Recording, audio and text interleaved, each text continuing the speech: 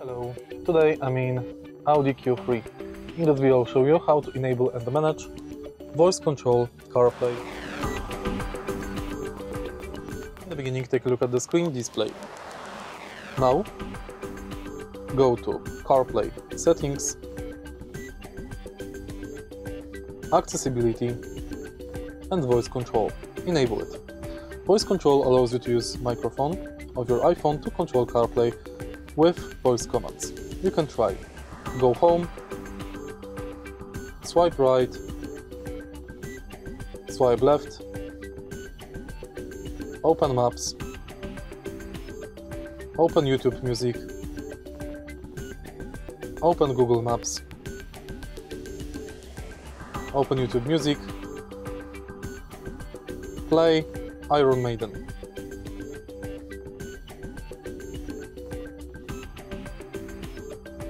Not all commands works. If you find this video helpful, please leave like, comment and subscribe.